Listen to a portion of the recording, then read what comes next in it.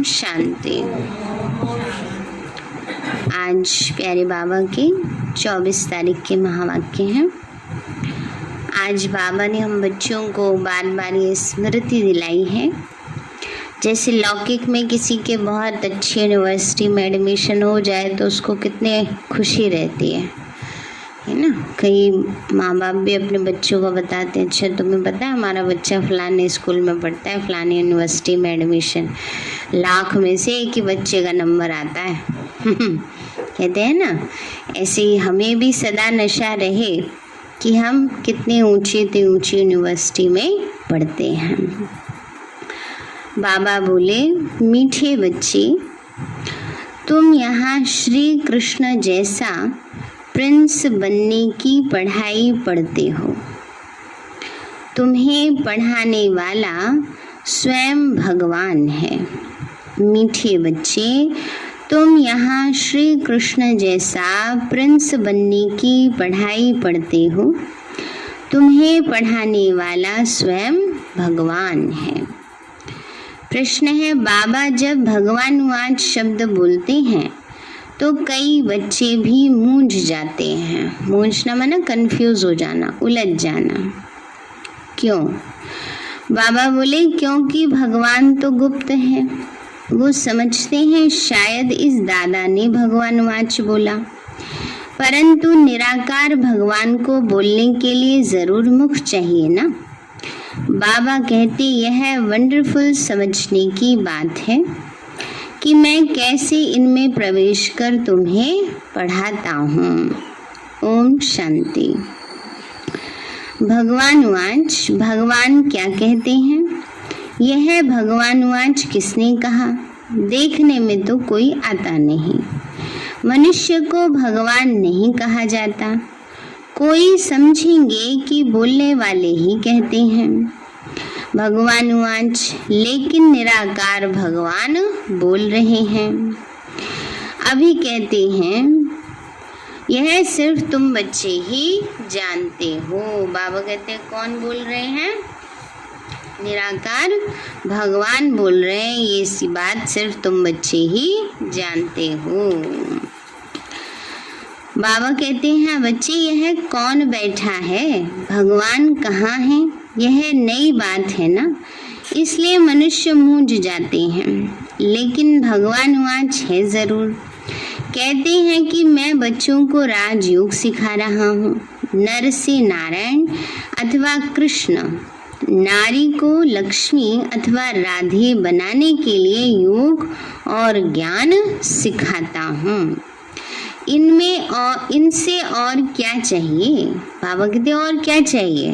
नारी से लक्ष्मी और नर से नारायण बनने की पढ़ाई पढ़ रहे हो, और इससे ज्यादा क्या चाहिए? तुमको हम राजाओं का राजा और प्रिंस का प्रिंस बनाता हूँ। प्रिंस प्रिंसेज भी तो मंदिर में जाते होंगे ना। विकारी प्रिंस निर्विकारी प्रिंस श्री कृष्ण को नमन करते हैं, तो मैं तुमको प्रिंस का भी प्रिंस बनाता हूँ, माना राजाओं का भी राजा बाबा बना देते हैं। भाव ये होता है इसका कि जो द्वापर वाले राजाएं हैं वो भी किसकी पूजा करते हैं? सतयुग वाले राजा महाराजाओं की। इसीलिए कहा जाता है राजाओं का राजा। तो बाबा हमें सतयुग के महाराजा महारानी राजकुमार राजकुमारी बनाते हैं, इसलिए उनको राजाओं का राजा कहा जाता है। बाबा कहते हैं, बच्चे अभी श्री कृष्ण जैसे स्वर्ग का प्रिंस बनो। नॉलेज पढ़ने से ही तो बनेंगे ना। डॉक्टर व बैरिस्टर कहेंगे ना स्टूडेंट को कि मैं तुमको डॉक्टर व बैरिस्टर बनाता हूँ, परंतु पढ़ेंगे तब तो बनेंगे। बाबा कहते, बच्चे अच्छी रीति समझते हो कि राजयोग सिखलाने वाला एक ही भगवान है, न कि श्री कृष्ण। बाबा कहते ये बात अच्छी तरह बुद्धि में बैठी है कि राजयोग कौन सिखा रहा है? शिव बाबा सिखाते हैं, ना कि श्री कृष्ण। राधे कृष्ण तो अलग अलग राजाई के बच्चे हैं, उन्हों की आपस में सगाई होती है, शादी के बाद नाम बदलता है, इसलिए चित्र में भी लक्ष्मी नारायण के नीचे राधे कृष्ण को दिखाया है। अब बाप अच्छी रीति समझाते हैं, यह ब्रह्मा भी नंबर 1 भगत था। बाबा कहते हैं ये भी नंबर 1 भगत था। किसका? नारायण का ना, नारायण की पूजा करते थे ना बाबा। पिछाड़ी में नारायण की पूजा करते थे। कृष्ण की भक्ति की व नारायण की भक्ति की एक ही बात है। कृष्ण ही बड़ा होकर नारायण बनता है। तो अब तुमको नर से नारायण बनने के लिए राजयोग सिखला रहे हैं।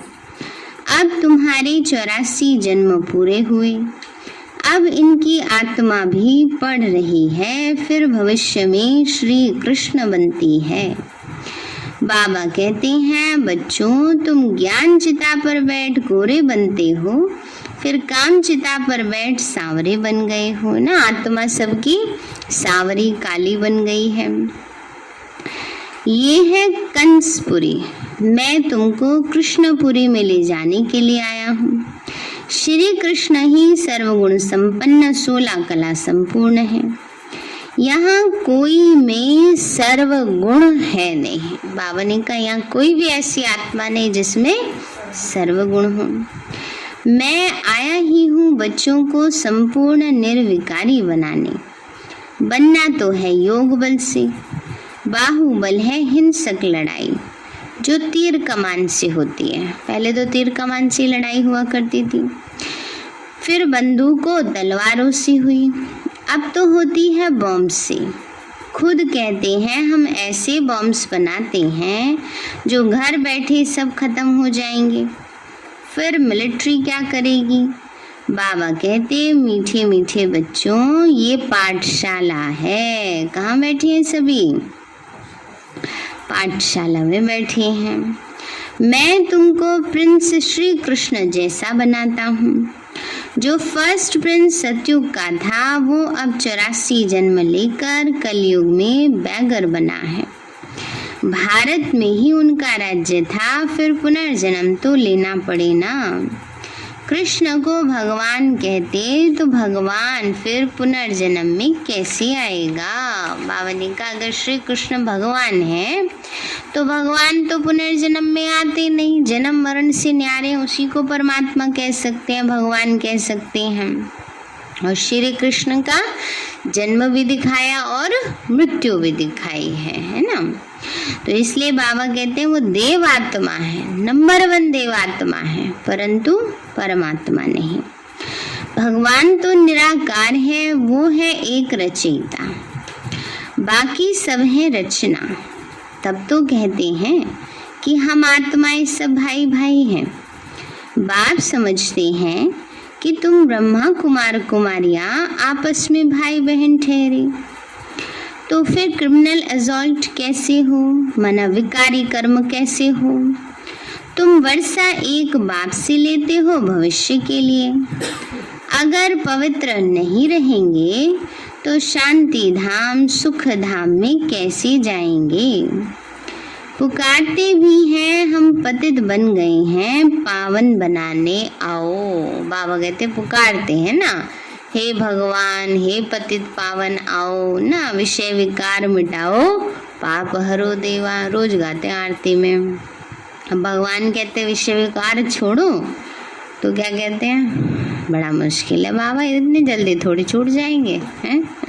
इसलिए बाबा कहते हैं बच्चे, अब बाबा कहते हैं पुकारते आए हैं कि पावन बनाने आओ, तो बाबा कहते हैं मुझे याद करो, ये तुम्हारा अंतिम जन्म है।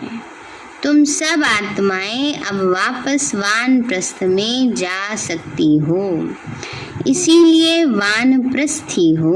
वानप्रस्थी माना वाणी से परे जाने वाले, है ना।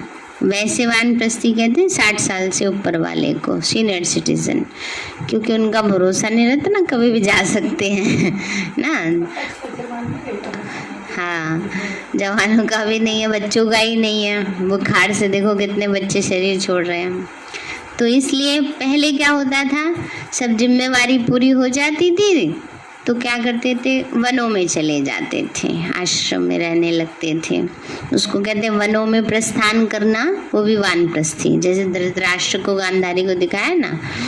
तो बाबा कहते हैं बच्चे अब इन सबसे ऊपर है तुम्हारी स्थिति, है ना, कि अब हमें वाणी से परे परम धाम जाना है।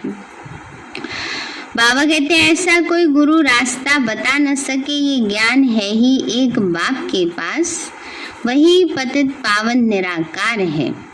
बाबा कहते हैं कि मुझे याद करो, थोड़े टाइम के लिए मैंने इस तन का लोन लिया है। शरीर बगैर आत्मा कैसे बोल सकेगी।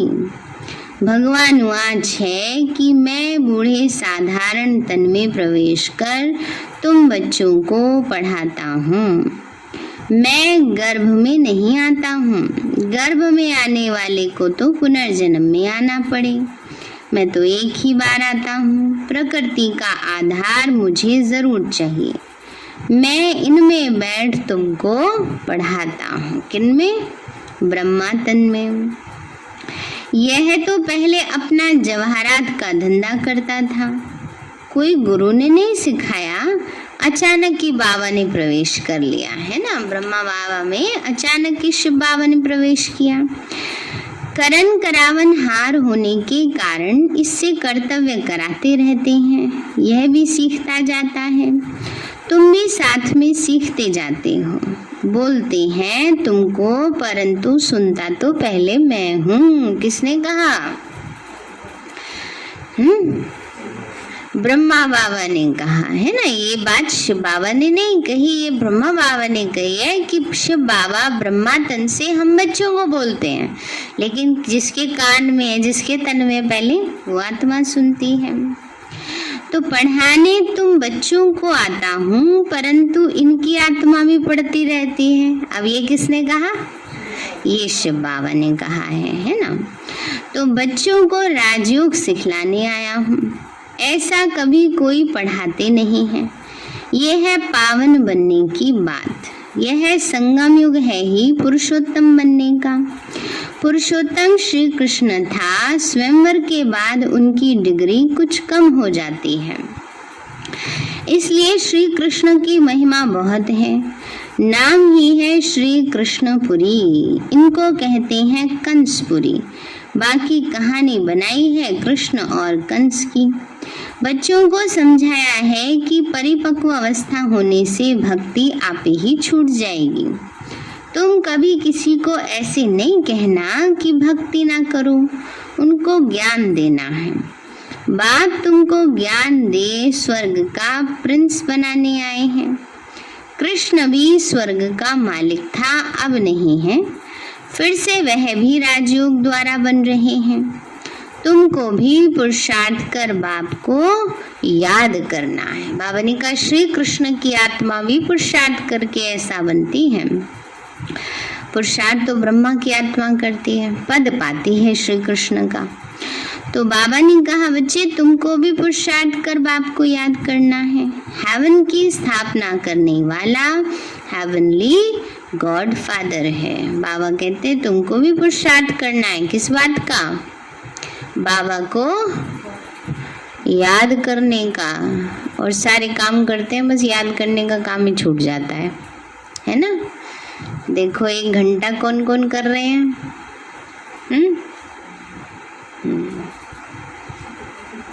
कहाँ सुबह आती हो? 7 बजे आ जाते हो, कहीं नहीं आते हो। वो नहीं चलेगा, वो तो आपका अपना पर्सनल पुरुषार्थ है भाई। गिफ्ट तो उसको मिलेगी ना जो सेंटर में आके करेंगे। तो बाबा कहते हैं बच्चे तुमको भी पुरुषार्थ कर बाप को याद करना है। हेवन की स्थापना करने वाला हेवनली गॉड फादर है। वही आकर नई सृष्टि रचते हैं। वह करेगा तब जब कलयुग पूरा होता है। सतयुग त्रेता में नहीं आते। कहते हैं मैं कल्प कल्प संगम युगे आता हूँ। उन्होंने कल्प अक्षर निकाल सिर्फ युगे युगे लिख दिया है। तो भी 4 युग हैं, 5वां है ही संगम युग। अच्छा फिर तो 5 अवतार मानो, परंतु इतने कच्छ मच्छ परशुराम अवतार होते हैं क्या? यह सभी बातें हैं शास्त्रों की। धर्म का नाम और भारत का नाम ही बदली कर दिया है। हिंदू धर्म और हिंदुस्तान कह देते हैं। भारत नाम क्यों बदलना चाहिए? यदा यदा हि धर्मस्य ग्लानिर्भवति भारतम, उसमें भी भारत का अक्षर आता है। बाप समझाते हैं कि तुमने कोई एक जन्म थोड़ी ही भक्ति की है, द्वापर से की है ना, क्योंकि जो पूज्य आत्मा है वो सबसे बड़े पुजारी हैं, सबसे पहले पुजारी हैं। तो भक्ति भी पहले अव्यभिचारी थी, माना सिर्फ शिव की भक्ति करते थे। जिस शिव बाबा ने ही भारत को स्वर्ग बनाया था और अब फिर स्वर्ग का मालिक बनाने आए हैं, तो पतित शरीर में बैठ बताते हैं कि मैं आता ही हूँ पतित शरीर में, पतित दुनिया में पतितों को पावन बनाने। भक्ति मार्ग में तो फिर भी मेरे लिए बड़ा भारी मंदिर बनाते हैं। कितनी क्लियर बात है। इनमें बाबा की प्रवेशता हुई और गीता आदि पढ़ना छोड़ दिया। भक्ति छूट गई, अनायास ही तो छोड़ा ना, समझ में आ गई ना सारी बातें ना। अब जैसे कोई 10th क्लास में आता है तो थोड़ी बार बार पहली क्लास में जाके बैठेंगे ना, अपग्रेड हो गए, आगे बढ़ गए। तो इसलिए ज्ञान आगे की स्टेज है, भक्ति पहले की स्टेज है। अब पहले बच्चों को 1 2 3 कैसे याद कराते हैं? क ख ग कैसे पढ़ाते हैं? कैसे पढ़ाते हैं? अभी भी रूल वही है, भले कितनी भी एडवांस टेक्निक आ गई हो, जोर जोर से बोल बोल के, है ना। और 10th क्लास की पढ़ाई कैसे होती है? टीचर बोल के चला जाता है, बच्चे पढ़ते रहते हैं, है ना। तो इसी तरह से बाबा कहते हैं भक्ति में क्या करते हैं, जोर जोर से बोल बोल के जैसे याद कर रहे हैं, है ना। और अब बाबा हमें समझा रहा है, बच्चे अंदर गहराई से समझो। जैसे उसमें समझ गए 2 और 2 4 ही होते हैं, अब उसकी गहरी आगे की बात समझो, है ना। ऐसे अब बाबा ने हमें समझा दिया, बच्चे तुम आत्मा हो, तो अंतर आत्मा में अपने आप को वो अनुभव करना है। तो इसीलिए भक्ति की जो क्लास है वो पहली क्लास है ना, और ज्ञान की क्लास आगे की क्लास है ना। कई कहते हैं फिर तो हमने भक्ति क्लास पढ़ी ही नहीं। कई ऐसे होते हैं ना, सीधे ज्ञान में चलने लगते हैं, भक्ति उन्होंने इस जन्म में की नहीं होती। ज्ञान उसी को मिलेगा जो भक्ति क्लास पढ़ के आया है ना, ये भी नियम है। तो इसलिए इस जन्म में ना की हो, पिछले जन्म में की हो। वो कई बार ऐसा होता है ना, भक्ति बहुत करते हैं, भगवान से जो मांगते हैं कई बार वो मिलता नहीं, तो नाराज हो जाते हैं ना, तो फिर तब से भक्ति करना छोड़ देते हैं हम। लेकिन की तो ना, तो उसका फल अवश्य उनको मिलता है ना। तो भक्ति का फल क्या है? ज्ञान है। ज्ञान माना स्वयं भगवान मिल जाना ना। तो इसलिए बाबा कहते हैं बच्चे, तो अगर कोई कर रहे हैं भक्ति, तो उसमें आपको किसी को कुछ कहने की आवश्यकता नहीं है, उनका भी वो पार्ट है ना।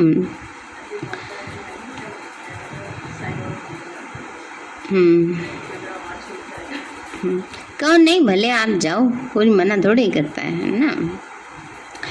तो बाबा ने कहा अनायास ही छोड़ा, तुमको कोई ने कहा नहीं कि भक्ति नहीं करो। अब तुम बच्चों को बाबा समझाते हैं, फिर से मैं तुमको कृष्णपुरी का मालिक बनाता हूँ। कृष्ण की फिर 8 डायनेस्टी चलती हैं। पहले कहेंगे प्रिंस ऑफ सतयुग, फिर बनता है किंग ऑफ सतयुग, है ना। पहले तो राजकुमार है। 8 पीढ़ी उनकी चलती हैं। उस समय तो दूसरी राजाई होती नहीं। अब बाबा कहते हैं तुम बच्चे भी सतयुग के प्रिंस बनो। भक्ति में कोई सुख नहीं, ज्ञान से तो तुम स्वर्ग के मालिक बनते हो। बाप को, कोई का बाप मर जाता है तो उनसे पूछा जाए तुम्हारे पिताजी कहाँ गए, तो कहेंगे स्वर्गवासी हुआ। समझते हैं आत्मा और शरीर दोनों गए, लेकिन शरीर तो यहाँ ही छोड़ गए, जलाए आते हैं ना, बाकी गई आत्मा। इसका मतलब पहले नरक में था, आत्मा शरीर छोड़ स्वर्ग में गई, इसमें रोने की क्या दरकार। स्वर्ग अब यहाँ है क्या, परंतु समझते नहीं, कह देते हैं सब ईश्वर का हुक्म है। सुख दुख सब कौन देता है?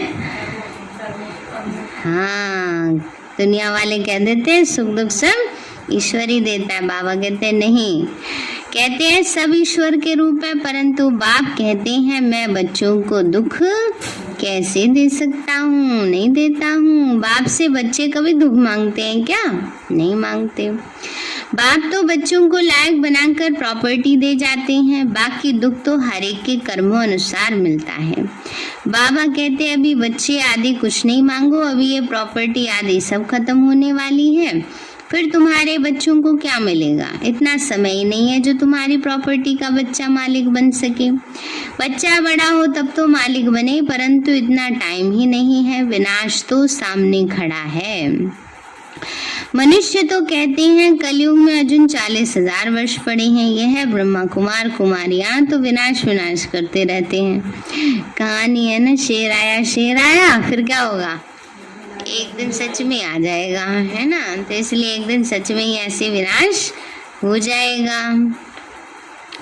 सब समझते हैं थोड़ा थोड़ा काल आएगा, ये तो होता ही रहता है, लेकिन तुम कहते हो महाकाल आया हुआ है। शिव बाबा कालों का काल आया हुआ है जो सभी आत्माओं को वापस ले जाएंगे।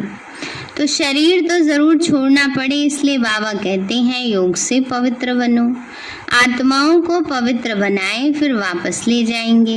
अगर पवित्र नहीं बनेंगे तो बहुत सजाएं अंत में खानी पड़ेंगी और ऊंचा पद भी पा नहीं सकेंगे। Shri Krishna number 1 pass with honour हैं, उनको स्कॉलरशिप मिलती है, 21 जन्म राज्य पाते हैं, तो कितना सहज समझते हैं।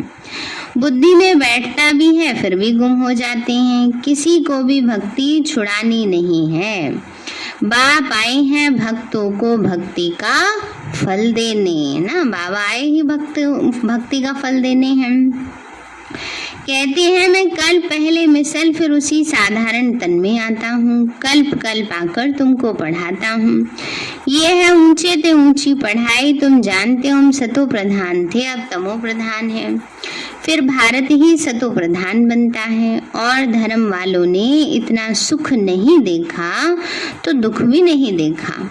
बाहर वालों के पास पैसा तो बहुत है तो लेकिन गरीब देश का, बाहर वालों के पास पैसा तो बहुत है तो गरीब देश को कर्ज देते हैं, सोचते हैं भारत को कर्ज दे रहे हैं ना, ये नहीं पता यहाँ से लेके गए हैं सारा ना, वापस लौटा रहे हैं। उन बेचारों को पता ही नहीं है कि ये तो रिटर्न हो रहा है। बिल्कुल ही घोर अंधियारे में कुंभकर्ण की नींद में सोए पड़े हैं। पिछाड़ी में हाय हाय करके उठेंगे, फिर तुम कहेंगे टू लेट, क्योंकि लड़ाई शुरू हो जाएगी। फिर क्या करेंगे? भंबोर को आग लग जाती है तो टू लेट हो जाता है ना। जब सब कुछ जल गया फिर आओ, अरे हमारा तो ये सामान पड़ा था, हमारा तो ये सामान अब तो जल गया सब ना। तो इसलिए बाबा कहते हैं बम्बोर को आग लग जाएगी, फिर कोई कहे हमने पुरुषार्थ नहीं करा तो इसमें कोई क्या करेगा। इसलिए बाबा कहते बच्चे अब जल्दी जल्दी पुरुषार्थ करते जाओ। सुन रहे हैं सभी ध्यान से, क्या कह रहे हैं बाबा? जल्दी जल्दी पुरुषार्थ करते जाओ। एक झटका किस लिए मिला है? ये खूब तेज पुरुषार्थ करने के लिए ले लो नंबर, वरना फिर क्या पता कुछ और आ जाए। हैं, ये तो कोरोना ने सबको कैसे हिला दिया, और अभी तो कोरोना से भी और ज्यादा भयानक आने वाले हैं। तो इसलिए जल्दी जल्दी पुरुषार्थ करके आगे बढ़ जाओ। बाबा कोई जास्ती तकलीफ नहीं देते हैं। बाबा को आकर कहते बाबा अगर हम पूजा नहीं करते तो वो कहते हैं कि नास्तिक बन गया। तो बाबा राय देते हैं साक्षी होकर बाबा की याद में रहो, थोड़ी थोड़ी पूजा बाहर से कर दो। थोड़ा थोड़ा ऊपर से दिखावा कर दो, नहीं तो कहते हैं अच्छा जब से जाने लगे हैं पता नहीं इन्होंने तो शाम को ज्योति जलाना छोड़ दिया है, ये करना छोड़ दिया है। अच्छा तो उनको दिखाने के लिए कर दो। थोड़ा ही कोई आपके मन को कोई देख रहा है कि शिव बाबा को याद कर रहे हैं, श्री कृष्ण को, लक्ष्मी नारायण को याद कर रहे हैं, है ना, तो उन आत्माओं को भी संतुष्ट करो। अब जैसे कई बार घर में कोई एक ही जना ज्ञान में चलता है, बाकी सपोर्ट नहीं करते, तो उन आत्माओं को संतुष्ट करने के लिए अगर बाहर से जो रीति रस्म रिवाज निभाते आ रहे हैं उनको निभाते चलो, कोई बात नहीं, कोई नुकसान नहीं है। तो अपनी नियम मर्यादाएं तोड़ करके रीति रस्म रिवाज नहीं निभाए जाते हैं, है ना। अब किसी के यहाँ पूजा में भी कोई नॉनवेज बनाते हैं तो वो थोड़े नियम पूरा करना है ना, वो तो उसको तो छोड़ देना है। ऐसी ऐसी जो बातें हैं जो नहीं अलाउ होती हैं उनको बाबा नहीं कहते, लेकिन हाँ जोत जलाने में, व्रत रखने में ना, शुद्ध खाना खाने में थोड़ी कोई बुराई है। अपना बाबा को याद करते रहो, उनके लिए वो भी नियम निभाते रहो। तो इसलिए बाबा कहते हैं बच्चे तो थोड़ी थोड़ी पूजा बाहर से कर दो। बाबा अपने बच्चों को समझा रहे हैं कि भाई घर में लड़ाई नहीं करो। हैं तो इसलिए बाबा कहते हैं एक होता है दिल से करना, दूसरा होता है राजी करने के लिए करना। अंदर में तुमको शिव बाबा को याद करना है ना। अगर आपके यहाँ आपको कोई बार बार कहने वाला नहीं है तो कोई बात नहीं। अगर ऐसा लगता है भाई घर का माहौल अगर उससे वो हो रहा है तो कोई बात नहीं, उनको भी संतुष्ट करने के लिए थोड़ी बहुत पूजा कर दो ना। तो बाबा कहते हैं बच्चे एक होता है दिल से करना, दूसरा होता है राजी करने के लिए करना। अंदर में तुमको शिव बाबा को याद करना है। अगर कोई तंग करते हैं तो पूजा करके दिखाओ तो वो भी खुश हो जाएंगे। ये कोई पाप का काम नहीं है। बाबा तो बहुतों को कहते हैं शादी आदि पर भले जाओ, दोनों तरफ तोड़ निभाना है। वहाँ भी सुनाते सुनाते कोई को तीर लग जाएगा, युक्ति से चलना है। ऐसे नहीं शादी में बारात में नाच रहे और ज्ञान सुना दो। ऐसे थोड़े कोई सुनेगा, तो युक्ति से चलना होता है। बाप का फरमान है आप पतित नहीं बनना है, पवित्र बनने से ही तुम कृष्णपुरी के मालिक बनेंगे। शिव बाबा को याद करो तो विकर्म विनाश होंगे। बाबा के बच्चे भी तो बड़े कई समझदार होते हैं ना ज्यादा, इसलिए बाबा को समझाना पड़ता है। अब जिसकी शादी हो रही हो उसी को कह दे कोई शादी तो बर्बाद है, तुम क्यों शादी कर रही हो। तो अब क्या होगा फिर, उससे तो डिससर्विस ही हो जाएगी ना। तो इसीलिए बड़ा युक्ति से चलना होता है ना। तो इसलिए बाबा कहते हैं बच्चे शिव बाबा को याद करो तो विकर्म विनाश होंगे और विश्व के मालिक बन जाएंगे। वैसे भी बाबा जो श्रीमत देते हैं वो अपने बच्चों के लिए देते हैं, बाहर वालों के लिए नहीं देते हैं, है ना। जिनको ज्ञान ही नहीं है उनको पता क्या है ना, वो क्यों नियम का पालन करें, वो क्यों उन सब बातों को समझेंगे। तो बाबा ने कहा बच्चे शिव बाबा को याद करो तो विकर्म विनाश होंगे और विश्व के मालिक बन जाएंगे। बच्चों ऐसी ऐसी युक्ति से अपने मित्र संबंधियों को समझाना है। वह जिस्मानी यात्रा है, ये रूहानी यात्रा है। यह रूहानी यात्रा बाप सिखलाते हैं। कहते हैं माँ में कम याद करो तो पतित से पावन बन जाएंगे और सब दुख दूर हो जाएंगे। कोई विरला व्यापारी ही ये व्यापार करे, अर्थात बैकुंठ की बादशाही लेवे। श्रीमत पर चलते रहो, ऐसा भी ना हो पैसे आदि कहाँ मुफ्त में जाएं, कुछ फल ही नहीं निकले। घर बार भी संभालना है, बच्चों की पालना भी करनी है, सिर्फ श्रीमत पर चलना है। राय लेनी है बाबा इस हालत में हम क्या करें, है ना। कई बार ऐसे मिसयूज करते हैं तो बाबा कहते हैं इसलिए बाबा से राय लेनी चाहिए, क्योंकि फिर बोझा तो चढ़ेगा ना, क्योंकि धन के साथ मन जुड़ा होता है। अगर धन गलत काम में लगा दिया तो मन बुद्धि फिर उधर उधर भागती है। इसलिए बाबा कहते हैं कि कहीं ऐसे भी पैसे बर्बाद नहीं करो। फिर बाबा कहते हैं पूछना चाहिए कि बाबा इस हालत में क्या करें। बाबा बच्ची कहती है हम शादी करें तो बाबा कहते हैं शादी तो करानी ही पड़ेगी, क्योंकि उनका हिस्सा है तो उनको दे दो, है ना। ज्ञान में नहीं चलते हैं, जरूर थोड़े सबके बच्चे ज्ञान में चल जाते हैं, कई बच्चे चलते हैं माँ बाप नहीं चलते हैं। तो जो जिम्मेवारी है वो तो पूरी करनी ही पड़ेगी, चाहे बच्ची है चाहे बच्चा है। बाबा ने कभी भी किसी को मना नहीं किया। ये सबका अपना पर्सनल जीवन का डिसीजन होता है, कोई किसी को जबरदस्ती नहीं चला सकता ज्ञान में, और ना ही चलाना चाहिए ना। ये हम खुद की अपनी वो होनी चाहिए। तो इसलिए बाबा कहते हैं अगर बच्ची है ज्ञान में नहीं चलती तो उसकी शादी करानी है तो उसको उसका हिस्सा उसको दे दो। बाप सिर्फ समझाते हैं, फिर भी कुछ पूछना हो तो पूछ कर श्रीमत पर चलो। बच्चों को बाप की आज्ञा पर चलना है, इसमें ही कल्याण है। अच्छा मीठे मीठे सिक्के लदे बच्चों प्रति माता पिता प्यार और गुड मॉर्निंग रूहानी बाप की रूहानी बच्चों को नमस्ते। रूहानी हम बच्चों की रूहानी माता पिता बाप दादा को नमस्ते नमस्ते नमस्ते बाबा नमस्ते। धारणा के लिए मुख्य सार है हर कर्म साक्षी होकर शिव बाबा की याद में करना है। लौकिक अलौकिक दोनों तरफ तोड़ निभाना है। लौकिक से युक्ति युक्त चलना है ना। बाबा ने कहा लौकिक से भी युक्ति युक्त चलना है। दूसरा है इस समय अंतिम जन्म में भी यह वानप्रस्थ अवस्था है। वापस घर जाना है, इसलिए पावन जरूर बनना है। बाबा ने कहा वापस घर जाना है, इसलिए क्या करना है? पावन जरूर बनना है। कोई भी बंधन नहीं बनाने है ना। एक्स्ट्रा और कहीं भी बुद्धि योग जोड़ना नहीं है, बंधन नहीं बनाने। वरदान दिया बाबा ने, पुराने संस्कारों व विघ्नों से मुक्ति प्राप्त करने वाले सदा शक्ति संपन्न भव। पुराने संस्कारों व विघ्नों से मुक्ति प्राप्त करने वाले सदा शक्ति संपन्न भव। बाबा बोले किसी भी प्रकार के विघ्नों से, कमजोरियों से या पुराने संस्कारों से मुक्ति चाहते हो तो शक्ति धारण करो, अर्थात अलंकारी रूप होकर रहो। जो अलंकारों से सदा सजे सजाए रहते वह भविष्य में विष्णुवंशी बनते। बाबा ने कहा विघ्न और कमजोरियों से मुक्ति पाने के लिए शक्ति धारण करो और अलंकारी रूप। अलंकार है ना हमारे विष्णु के जो चारों हाथों में दिखाए हैं, वो किसके हैं? वो हमारे हैं, है ना। जिसमें शंख है, चक्र है, गदा है, पद्म है। तो बाबा कहते हैं बच्चे शंख माना मीठे बोल बोलो, ज्ञान ना दान करो।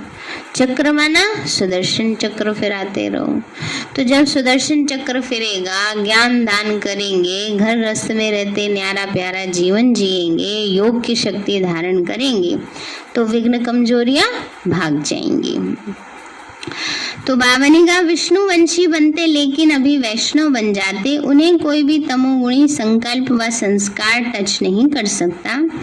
वे पुरानी दुनिया अथवा दुनिया की कोई भी वस्तु और व्यक्तियों से सहज ही किनारा कर लेते। उन्हें काढ़ने अकाढ़ने भी कोई टच नहीं कर सकता। स्लोगन है हर समय हर कर्म में बैलेंस रखना ही सर्व की ब्लेसिंग प्राप्त करने का साधन है। हर समय हर कर्म में बैलेंस रखना ही सर्व की ब्लेसिंग प्राप्त करने का साधन है। सारे हैं मीठे बच्चे, तुम यहाँ श्री कृष्ण जैसा प्रिंस बनने की पढ़ाई पढ़ते हो। तुम्हें पढ़ाने वाला स्वयं भगवान है। प्रश्न है बाबा जब भगवान वह शब्द बोलते हैं तो कई बच्चे मूंझ जाते हैं, क्यों? बाबा बोले क्योंकि भगवान तो गुप्त है, वो समझते हैं शायद इस दादा ने भगवान वाच बोला है, परंतु निराकार भगवान को बोलने के लिए मुख जरूर चाहिए। बाबा कहते हैं वंडरफुल, समझने की बात है कि मैं कैसे इनमें प्रवेश कर तुम्हें पढ़ाता हूँ। अच्छा, ओम शांति।